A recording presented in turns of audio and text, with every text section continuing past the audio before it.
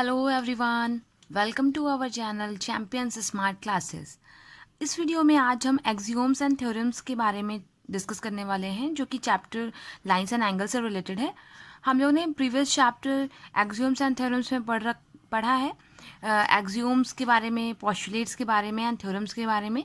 सो एक्सियोम्स वो स्टेटमेंट्स होते हैं जो कि या तो सही ही होंगे या फिर गलत ही होंगे, इनको किसी प्रूफ की ज़रूरत नहीं होती है। सो इस चैप्टर का जो पहला एक्सियोम है वो है, if a ray stand on a line then the sum of two adjacent angles is formed is 180 degree. ठीक है, कहा गया है अगर ये मान लीजिए कोई एक लाइन है और इस पर एक रे लाई करती है ना, लाइन बोथ डायरेक्शन से मूवेबल होती है and if it is a रे लाइंग ऑन इट, रे में एक फिक्स पॉइंट होता है। अगर हमने इसको दे दिया X Y and this point is O and P, इसमें कहा है then the sum of two adjacent angles जो होते हैं जिनके एक वर्टेक्स कॉमन होगा और एक आर्म कॉमन होगी। ठीक है, और जो दो नॉन कॉमन वर्टिसेस हैं वो अपोजिट होंगे। देखिए आप देख सकते हैं, तो ये एंगल और ये एंगल दोनों क्या है, एडजेसेंट हैं, तो इन दोनों का सम कितना है, 180 डिग्री। यही आपका ये फर्स्ट एक्सियोम कहता है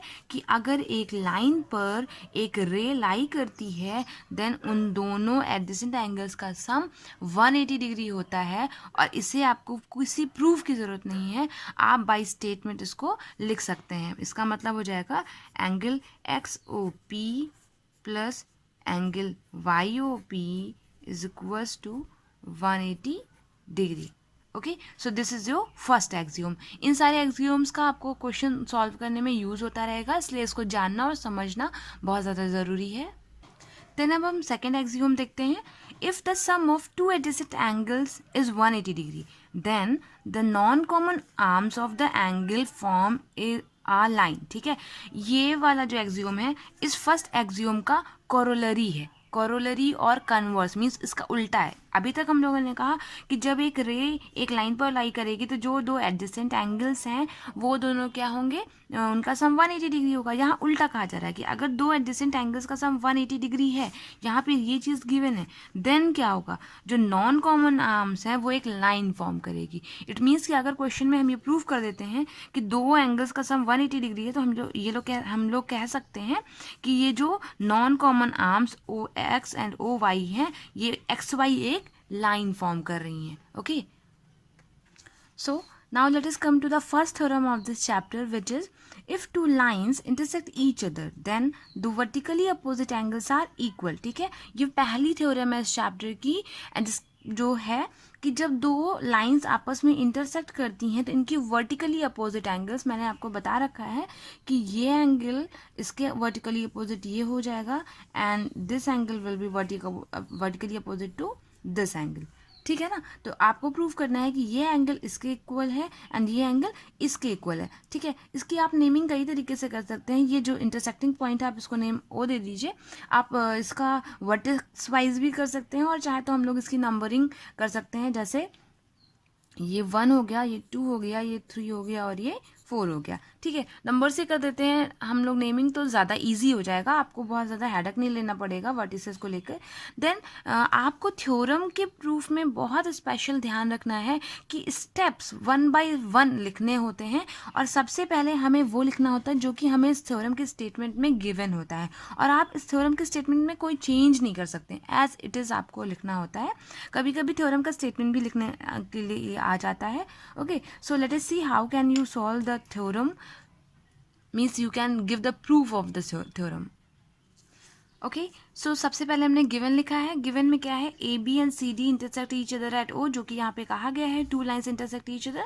तो हमने जो फिगर ड्रॉ किया है उसके अकॉर्डिंग हमने गिवन लिख दिया है। अब देखिए हमें प्रूफ क्या करना है, प्रूफ करना है vertically opposite angles are equal. It means हमें प्रूफ करना है angle 1 is equals to angle 3 and proof करना है angle 2 is equals to angle 4, this angle is equals to this one. ठीक है, देन जो हमारा थर्ड स्टेप होगा वो होगा प्रूफ। प्रूफ में हम लोग क्या करेंगे, हम लोग सॉल्व करेंगे कि किस तरीके से हम लोग इनको प्रूफ कर सकते हैं। तो सबसे पहले आप यहाँ पर ध्यान दीजिए कि देखिए अगर हम देखें कि ये एक लाइन, हम लोग अगर ये एक लाइन देखते हैं A B, if we see A B is a line and O C is a ray, तो यहाँ पर ये एक लाइन पर एक रे लाई करती है, तो दो एडजेसेंट एंगल्स का सम कितना होता है 180 डिग्री। तो हम लोग इसको कैसे लिख सकते हैं, since A B is a line and O C is a ray, so it is implies that, तो हम लोग इस बेसिस पे कह सकते हैं angle 1 is plus angle 4 is equals to 180 degree, angle 1 plus angle 4 is equals to 180 degree. ठीक है, this is your first equation, आपने इसको क्या मान लिया, first equation. Now just see this line C D, अब आप सी डी लाइन को देखिए। ठीक है, इसलिए हम ये वाली लाइन ले रहे हैं क्योंकि हमें एक कॉमन एंगल चाहिए। तो अगर हमने पहले ए बी लाइन को लिया, अब हम सी डी लाइन को ले रहे हैं, तो देखिए यहाँ भी सी डी एक लाइन है एंड ओ बी एक रे है, तो it means angle 1 plus angle 2 का सम हो जाएगा कितना 180 degree. So let us write it down, आप फिर से लिखेंगे since C D is a line and O B is a ray. Okay, so इसका मतलब आपको पता है, it is implies that angle 1 plus angle 2 is equals to 180 degree. Okay, so this is your equation second. अब देखिए आपको दो equation मिल गई हैं, इसमें क्या था एंगल 1 प्लस एंगल 4 180 डिग्री के इक्वल है, एंड यहाँ पर क्या था angle 1 plus angle 2 is equals to 180 degree के इक्वल है। तो हम लोगों ने फर्स्ट एक्सियोम पढ़ रखा है चैप्टर, इससे पहले वाले चैप्टर में, कि जब एक चीज़ किसी दो चीज़ें किसी सेम चीज़ के इक्वल होती हैं तो वो आपस में इक्वल हो जाती हैं। तो यूजिंग दैट पोस्टुलेट हम लोग क्या करेंगे, from equation first and second we will be just writing from equation, the shortcut of equation is this equation first and second। ठीक है, दोनों इक्वेशंस की हेल्प से क्या हो जाएगा, दोनों ही 180 डिग्री के इक्वल हैं, तो ये क्या हो जाएगा angle 1 plus angle 4 is equals to angle 1 plus angle 2। ठीक है, अभी देखिए यहाँ पर एंगल 1 दोनों साइड पर कॉमन है, this will get cancelled out, तो इसका मतलब क्या हो गया angle 4 is equals to angle 2। ठीक है, angle 4 is equals to angle 2। देखिए आपने एक चीज़ प्रूव कर दी है कि ये वाला एंगल इस वाले एंगल के इक्वल है। अब हमें सेकंड क्या प्रूव करना है, एंगल 1 एंड एंगल 3 सेम इसी स्टेप से जैसे हम लोगों ने ये किया। अभी तक हम लोगों ने अपर एंगल्स लिए थे, मतलब ये वाली लाइन ली थी और ये ओ सी रे ली थी। अब हम सेकेंड को प्रूव करने के लिए क्या कर सकते हैं, ए बी लाइन लेंगे और ओ डी रे लेंगे, इन दोनों एंगल्स का सम 180 डिग्री हो जाएगा। फिर सेकेंड इक्वेशन बनाने के लिए फोर्थ होगा, देन सी डी एक लाइन हो जाएगी एंड ओ बी रे हो जाएगा, देन आप इन दोनों एंगल्स को भी ले लेंगे, तो यहाँ से आपका एक एंगल सिंप्लीफाई हो जाएगा, then you will be getting the result. ठीक है, तो हम लोग इसको लिख सकते हैं सिमिलरली। अगर आपने दो ही चीज़ें प्रूव करनी है आपको, सेम मेथड से दूसरा भी सॉल्यूशन आपको मिल सकता है, तो आप सिमिलरली करके लिख सकते हो। जैसे हम लोगों ने एक बार एक पेयर ऑफ एंगल को इक्वल दिखा दिया, तो अब हम लोग सिमिलरली करके angle 1 is equals to angle 3। Okay, तो आपको दो बार उसी चीज़ को रिपीट करने की ज़रूरत नहीं है। फिर हम लोग लिख देंगे hence proved। okay, so it is the solution of the theorem। okay, तो इस तरीके से हमने थ्योरम को प्रूव किया। अभी आगे हमें और भी थ्योरम्स मिलेंगी, तो इनके प्रूफ को सिस्टमैटिकली आपको कोई भी स्टेप मिस नहीं करना है, और means each steps consist some marks. तो आप ये नहीं सोचिएगा कि गिवन नहीं लिखेंगे तो कुछ नहीं होगा, टू प्रूव नहीं लिखेंगे, no, each and every step is important in the theorem, even the statement of the theorem too. Then third axiom आपका है, if a transversal intersects two parallel lines then each pair of corresponding angles is equal। तो मैंने जो previous video upload की थी वहाँ पे मैंने आपको सारे type of angles form between two parallel lines और two lines intersected by a transversal मैंने आपको बता रखा है, तो मुझे लगता है आपको करस्पॉन्डिंग एंगल पता होगा। तो इसके अकॉर्डिंग क्या है कि जब ट्रांसवर्सल इंटरसेक्ट करती है दो पैरेलल लाइन को, तो जो सारे पेयर्स होते हैं ये करस्पॉन्डिंग एंगल के, वो पेयर आपस में इक्वल होते हैं. सारे एंगल्स नहीं इक्वल होते हैं, वो पेयर ऑफ करस्पॉन्डिंग एंगल्स जो होते हैं वो इक्वल होते हैं आपस में. Okay, just see the figure. जैसे हम यहाँ पे देख सकते हैं ये दो पैरेलल लाइंस है और ये एक ट्रांसवर्सल है. ठीक है, करस्पॉन्डिंग एंगल्स दो नॉन पैरेलल लाइन और एक ट्रांसवर्सल के बीच में भी बनती हैं, बट वो इक्वल होती हैं करस्पॉन्डिंग एंगल्स के बीच में. तो मैंने आपको बताया कि करस्पॉन्डिंग एंगल्स वो होते हैं जो सेम डायरेक्शन को फेस करते हैं, जैसे ये एंड ये. ठीक है, मीन्स अगर ये 1 2 3 4 5 6 7 8 है, तो यहाँ पे देखिए 1 के करस्पॉन्डिंग आपका 5 है, तो it means 1 will be equals to angle 5. Then 4 के करस्पॉन्डिंग 8 है, 4 is equals to angle 8. Then देखिए 2 के करस्पॉन्डिंग 6 है, सेम डायरेक्शन. जब आप दो लाइन फॉर्म करेंगे ना तो ये पैरेलल लाइन जाएंगे. देखिए अगर यहाँ से एक लाइन फॉर्म करते हैं यहाँ से, तो एंगल 2 और एंगल 6 के बीच से जो लाइन जाएंगी वो पैरेलल जाएंगी. ठीक है, देन ये हो जाएगा angle 2 is equals to angle 6 and similarly angle 3 is equals to angle 7. तो आपको जो एक्सियोम थर्ड है वो यही कहता है कि जब दो पैरेलल लाइंस के बीच से एक ट्रांसवर्सल जाती है तो जो ईच पेयर होता है, देखिए एक पेयर ये, एक पेयर ये, एक पेयर ये, एक पेयर ये, सारे आपस में इक्वल हो जाते हैं. तो ये आपका एक्सियोम 3 है. इसका कोई प्रूव करने की आपको ज़रूरत नहीं है. चलिए एक्सियोम 4 देखते हैं. अब जो एक्सियोम 4 है वो भी आपका कोरोलरी ऑफ एक्सियोम 3 है.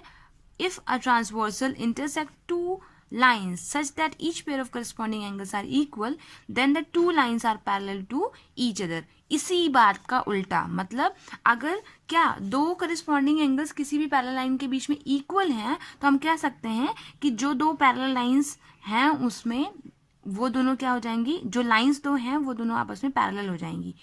ओके, सो ये हो गया आपका corollary of this axiom. So जो नेक्स्ट थ्योरम है वो है, if a transversal intersects two parallel lines then each pair of alternate angle is equal. ठीक है, कहा गया है जब एक ट्रांसवर्सल दो पैरेलल लाइन को इंटरसेक्ट, ये पैरेलल लाइन है, ये ट्रांसवर्सल है, इंटरसेक्ट करिए, तो each pair of alternate angle. Alternate angle कैसे होते हैं, दो पैरेलल लाइन के बीच में जब ये ट्रांसवर्सल होती है तो एक एंगल ये और एक ये फिर ये और ये. ऑल्टरनेट इंटीरियर की बात की गई, तो यहाँ पर कौन सा है, 4 के ऑल्टरनेट 6 है एंड 3 के ऑल्टरनेट 5 है. ठीक है, तो आपको इक्वल प्रूव करना है 4 equals to 6 and 3 is equals to 5. Okay, so हम लोग according to the solution of theorem करेंगे. सबसे पहले हम लोगों ने यहाँ पर क्या किया है, हम लोगों ने लिखा है गिवन में क्या है, m is parallel to n and transversal t intersect line at point P and Q respectively. ठीक है, इन पॉइंट्स को इतना ज़्यादा लिखना इंपॉर्टेंट नहीं होता है. ओके, सो अगर आप लिख देंगे तो कोई प्रॉब्लम भी नहीं है. तो पॉइंट P एंड Q पर transversal T line M and N को इंटरसेक्ट कर रही है. ठीक है, देन इसके बाद हम लोग लिखेंगे to prove that is angle 3 is equal to angle 5, means ये एंगल इसके इक्वल है, angle 4 is equal to angle 6. Then अब हम लोग बात करेंगे प्रूफ की. ठीक है, जो चीज़ें हम लोगों ने पढ़ ली हैं उन्हीं से रिलेटेड हम लोग इसका सॉल्यूशन करेंगे. तो सबसे पहला क्या होगा, ओके, तो यहाँ देखिए एंगल 1 जो है वो एंगल 5 के इक्वल है. Angle 1 is equal to angle 5. Why, because these are the corresponding angles. क्या रीजन देंगे हम लोग, करस्पॉन्डिंग. हर स्टेप में जो भी रीजन यूज हो रहा होगा उसको लिखना मस्ट है. ओके, सो ये हो जाएगा आपका करस्पॉन्डिंग एंगल्स. ये आपका एब्रीविएशन होता है एंगल्स लिखने का. ठीक है, तो ये एंगल 1 और एंगल 5 क्या हो गए, करस्पॉन्डिंग एंगल्स. तो हम लोग इसको फर्स्ट इक्वेशन मान लेंगे. ओके, देन आप देखिए जो एंगल 1 है वो किसके इक्वल है, 3 के. एंगल 1 इक्वल है 3 के. वाई, वर्टिकली अपोजिट एंगल्स है ना. हम लोगों ने ये भी अभी एक क्या पढ़ रहा है, हम लोगों ने थ्योरम पढ़ी है कि angle 1 is equal to angle 3. तो हम लोग क्या लिखेंगे, angle 1 is equal to angle 3. For what purpose, vertically opposite angles. Reason लिखना मस्ट है, vertically opposite angles. Okay, so this is your second equation. अब फिर हम बात करेंगे फर्स्ट एक्सियोम की, जिसको हम लोगों ने एक्सियोम एंड पोस्टुलेट चैप्टर में पढ़ा है कि जब दो चीज़ें सेम थिंग के इक्वल होती हैं तो वो दो अदर थिंग्स भी आपस में इक्वल हो जाती है। तो यहाँ देखिए एंगल 1 ही 5 के भी इक्वल है, एंगल 1 ही 3 के, इसका मतलब एंगल 5 एंड 3 भी आपस में इक्वल हो जाएंगे। तो हम लोग क्या लिखेंगे, from equation first and second angle 3 is equal to angle 5, है ना। इस तरीके से हमने देखिए एक अपना जो भी हमें प्रूफ करना था angle 3 is equal to angle 5, हम लोगों ने अपना एक डेस्टिनेशन पा लिया है। अब सेकंड में हमें क्या देखना है, angle 4 is equal to angle 6। तो हम लोग सिमिलरली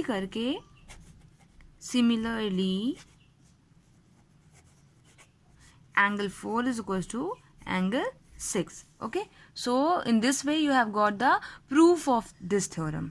इसको अच्छे से प्रैक्टिस करिएगा एंड इस थ्योरम का स्टेटमेंट भी आपको लर्न करना होगा। फिर हमारी थर्ड थ्योरम जो है वो क्या है, if a transversal intersects two lines such that a pair of alternate angles is equal then the two lines are parallel.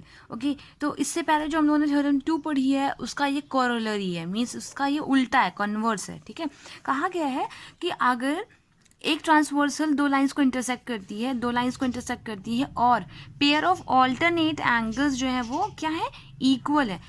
Pair of alternate angles means अगर हमने ये 1 है, देन ये 2, 3, 4, 5, 6, 7, 8। ठीक है, तो ऑल्टरनेट एंगल्स यहाँ पर कौन कौन से, 4 एंड 6। तो इसका मतलब गिवन में क्या है आपको, 4 इज इक्वल टू एंगल 6 और angle 3 is equal to angle 5। ठीक है, यही कहा गया है कि पेयर ऑफ ऑल्टरनेट एंगल्स जो है वो क्या है, इक्वल है। तो आपको क्या प्रूव करना है कि जो ये दो लाइंस हैं जिनको ट्रांसवर्सल टी इंटरसेक्ट कर रहा है वो कैसी हैं, parallel, then the two lines are parallel. ठीक, तो हमने सबसे पहले गिवन लिखा है कि transversal T intersect line P and Q at point X and Y. Okay, it is capital Y respectively, means क्रमानुसार कि लाइन पी को एक्स पॉइंट पर इंटरसेक्ट कर रहा है एंड लाइन क्यू को वाई पॉइंट पर इंटरसेक्ट कर रहा है। ठीक है, और हमें एक गिवन है कि angle X is equal to angle 6 है and angle 3 is equal to angle 5 है। हमें प्रूफ क्या करना है, हमें प्रूव करना है line P is parallel to line Q. This is the symbol for showing the parallelity. ठीक है, हम लोग इस तरीके से दो लाइन ड्रॉ करते हैं। अब हम लोग प्रूफ करेंगे। ठीक है, ओके, सो देखिए यहाँ पर एंगल 1 जो है वो एंगल 3 के इक्वल है। हम लोग कह सकते हैं एंगल 1 एंगल 3 के इक्वल है। फॉर व्हाट रीजन, क्योंकि ये दोनों कैसे एंगल्स हैं, वर्टिकली अपोजिट। एंगल 1 के जस्ट पीछे आपका एंगल 3 है, तो for what reason, vertically opposite angles.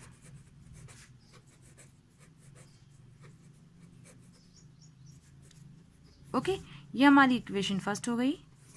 Then अभी देखिए हमको एंगल 3 से रिलेटेड चीज गिवन भी है। Angle 3 is equals to angle 5, angle 3 is equals to angle 5, Y, it is given. ठीक है, तो ये हमारी सेकेंड इक्वेशन हो गई। So from equation first and second, from equation first and second angle 1 equal हो जाएगा एंगल 5 के, मीन्स एंगल 1 इक्वल हो जाएगा एंगल 5 के। ठीक है, अब अगर आप याद करें तो अभी हम लोगों ने कुछ देर पहले ही इस बारे में बात की है, करस्पॉन्डिंग एंगल्स, ये एंगल ये और ये एंगल 1 ये है, एंगल 5 ये है। तो ये कौन से टाइप के एंगल्स बन रहे हैं, ये बन रहे हैं करस्पॉन्डिंग एंगल्स। ठीक है, बन रहे हैं किस टाइप के एंगल्स, करस्पॉन्डिंग एंगल। सो हम लोग कोरोलरी ऑफ करस्पॉन्डिंग एंगल के एक्सियोम, जो एक्सियोम 4 हम लोगों ने पढ़ा है, उस बेसिस पर हम कह सकते हैं क्योंकि ये दोनों करस्पॉन्डिंग एंगल्स इक्वल हैं तो दोनों पैरेलल लाइंस भी क्या, ये दोनों लाइंस भी आपस में क्या हो जाएंगी, पैरेलल। ओके, तो हम लोग क्या लिखेंगे, since angle 1 and angle 5 are forming corresponding angles,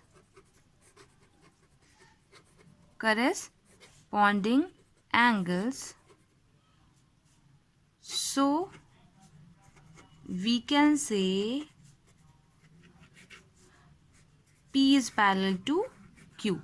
Okay, on the basis of corollary of the axiom 3 का कोरोलरी है एक्सियोम 4, उस बेसिस पर हम कह सकते हैं कि लाइन जो P है वो पैरेलल लाइन Q के. ओके, देन थ्योरम 4 है आपकी, if a transversal intersects two parallel line, दो पैरेलल लाइन को अगर एक ट्रांसवर्सल इंटरसेक्ट करती है, then each pair of interior angles, interior angles में जो पैरेलल लाइन के अंदर साइड हो, these are the interior angles on the same side of the transversal. तो सेम साइड मीन्स जो लेफ्ट हैंड साइड में हो लेफ्ट हैंड साइड में, और जो राइट हैंड साइड में हो राइट. तो मीन्स यहाँ 2 और 4 की बात हो रही है, यहाँ पर 3 and 5 की बात हो रही है. Is supplementary, supplementary means in दोनों का सम क्या हो, 180 डिग्री. ठीक है, जब दो पैरेलल लाइंस हो उस पर एक ट्रांसवर्सल उसको कट कर रही होगी, तो जो सेम साइड पर दो को इंटीरियर एंगल्स होंगे वो दोनों क्या होंगे, supplementary. Means angle 2 plus angle 4 होना चाहिए 180 डिग्री, हमें ये प्रूव करना है. और सिमिलरली एंगल 3 प्लस एंगल 5 भी हमें क्या प्रूव करना है, 180 डिग्री. ओके, चलिए हम देखते हैं इसका सॉल्यूशन कैसे करेंगे. तो सबसे पहले अगर आप बहुत छोटी सी चीज़ को ध्यान दें, तो यहाँ देखिए एंगल 1 जो है वो इक्वल है एंगल 4 के. For what reason, corresponding angle. Angle 1 is equal to angle 4, corresponding angles. Okay, it is equation first. Then आप देखिए angle 1 and angle 2, these are the adjacent angles lying on a straight line. तो ये linear pair बना रहे हैं, तो it means angle 1 plus angle 2 is equal to 180 degree. For what reason, linear pair, linear pair. ये आपकी हो गई सेकेंड इक्वेशन. ठीक है, अभी देखिए यहाँ पर एंगल 1 प्लस एंगल 2 कितना है, 180 डिग्री के इक्वल है, और यहाँ एंगल 1 इक्वल है एंगल 4 के. तो हम लोग एंगल 1 के प्लेस पे एंगल 4 रिप्लेस कर सकते हैं. So we will be writing from equation first and second, angle 1 के प्लेस पे हम लोग एंगल 4 रिप्लेस कर देंगे. तो angle 4 plus angle 2 is equal to 180 degree. और इसको अगर हम सिस्टमैटिक ऑर्डर में लिख दें तो ये हो जाएगा angle 2 plus angle 4 is equal to 180 degree. Now you can see, जो हमें प्रूव करना था हमने एक चीज़ उसको प्रूव कर दी है. अब हम लोग सिमिलरली करके एंगल 3 प्लस एंगल 5 भी 180 के इक्वल कर सकते हैं. Okay, so let us do it. Similarly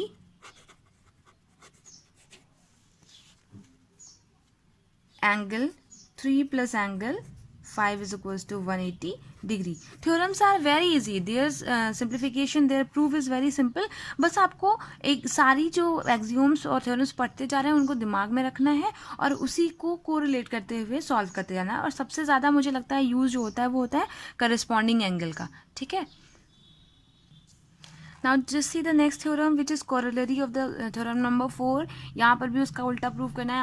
आपको गिवन है कि एंगल जो को इंटीरियर एंगल्स है उनका सम 180 डिग्री है. तो आपको प्रूव करना है दोनों लाइंस क्या हैं, पैरेलल हैं. तो चलिए यहाँ पर हमको दिया गया है को इंटीरियर एंगल्स 2 + 3. हमने यहाँ सारे एंगल्स की नेमिंग नहीं की है, जिनका हम यूज़ करें केवल उन्हीं को नेम किया है.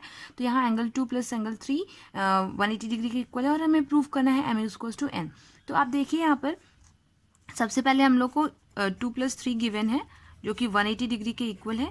ओके, तो ये हम लोग रीजन दे देंगे given and it is your equation first. ठीक है, देन आप देखिए एंगल 1 + एंगल 2 एक लाइन पर लाई कर रहे हैं और ये आपकी एक रे है. तो इन दोनों का सम भी कितना हो जाएगा, 180 degree. Okay, so angle 1 + angle 2 is equal to 180 degree with the reason linear pair. Okay, so ये भी लीनियर पेयर हो गया, इक्वेशन सेकेंड हो गई. अभी देखिए दोनों ही चीज़ें 180 डिग्री के इक्वल हैं. So by first axiom of chapter axioms and postulate, तो हम लोग क्या करेंगे, from equation first and second ये दोनों ही इक्वल हो जाएंगे. तो angle 2 + angle 3 is equal to हो जाएगा एंगल 1 + एंगल 2. अब देखिए एंगल 2 दोनों ही जगह कॉमन है, तो एंगल 2 कैंसिल हो जाएगा. तो इट मीन्स क्या हो जाएगा, angle 3 is equal to angle 1. Angle 3 ये और एंगल 1 दोनों इक्वल हो गए. इट मीन्स ये किस टाइप का पेयर शो कर रहे हैं, करस्पॉन्डिंग एंगल. और आप लोगों ने हम लोगों ने एक्सियोम 4 पढ़ा है कि जब दो एंगल्स करस्पॉन्डिंग एंगल होंगे और वो इक्वल होंगे और तो फिर हम लोग कह सकते हैं कि जो लाइंस हैं जिसको कोई ट्रांसवर्सल कट कर रहा है तो वो भी आपस में क्या हो जाएंगी, पैरेलल. तो on the basis of Axiom 4, we can say that ki line M is parallel to line L. Now the sixth theorem is, if two lines are parallel to the same line, then the lines are themselves parallel.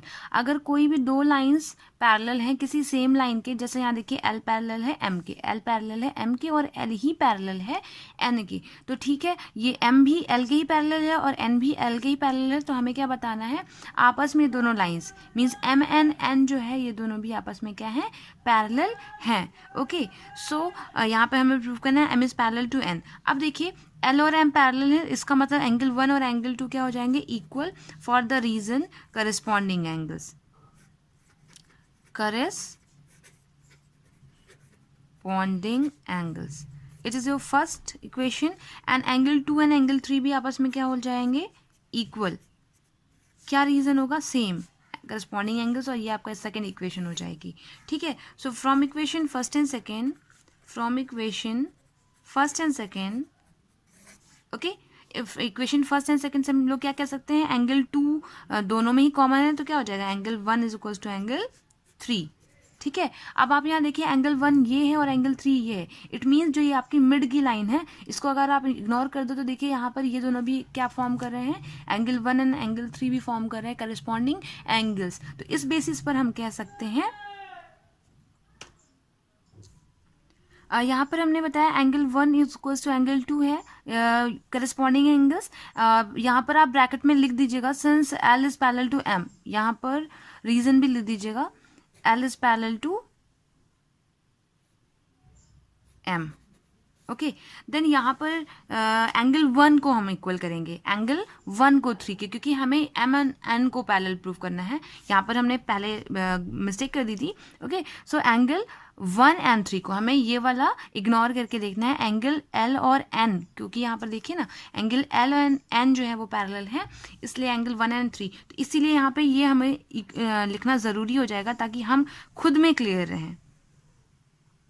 ठीक है ना, यहाँ पे अगर हम line भी लिख देंगे जो पैरेलल्स हैं तो हमें जो कंफ्यूजन होगी वो क्लियर हो जाएगी. एंगल 1 इक्वल है एंगल 3 की, because L is parallel to N, तो करस्पॉन्डिंग एंगल बना रहे हैं. ठीक है, तो from equation first and second हमने क्या किया, जो एंगल 2 है वो एंगल 3 के इक्वल हो जाएगा, क्योंकि देखिए यहाँ पर एंगल 1 के ही दोनों इक्वल है, एंगल 2 और एंगल 3 एंगल 1 के इक्वल है, तो angle 2 is equal to angle 3. और यहाँ पर देखिए ये दोनों भी करस्पॉन्डिंग एंगल फॉर्म कर रहे हैं, तो on the basis of corollary of corresponding axiom we can say कि line M is parallel to line L. Okay, तो वो स्टेटमेंट आपको यहाँ पर लिखना पड़ेगा, उसके बेसिस पर हम लोग लिख सकते हैं line M is parallel to line N. So इस वीडियो में हम लोगों ने दो लाइंस पैरेलल लाइंस और एक ट्रांसवर्सल से बनने वाले सारे टाइप के एंगल्स के बारे में हम लोगों ने डिस्कशन कर लिया है, उनसे रिलेटेड एक्सियोम्स एंड उनकी थ्योरम्स को. तो इसको आप अच्छे से प्रैक्टिस करिए, एक बार नहीं कम से कम 4 to 5 टाइम्स आप इसको प्रैक्टिस करिए. नेक्स्ट वीडियो में मैं आपको इसी चैप्टर के जो ट्रायंगल से रिलेटेड थ्योरम्स हैं उनको बताऊंगी, क्योंकि ऑलरेडी इसमें बहुत सारे थ्योरम्स हो गए हैं, अगर उनको भी मैं इंक्लूड करूँगी तो शायद आप कन्फ्यूज़ हो जाएंगे. ओके, सो आप इन थ्योरम्स को और एक्सियोम्स को अच्छे से प्रैक्टिस करिए. Okay, so thank you so much and keep on following, keep on sharing. Thank you.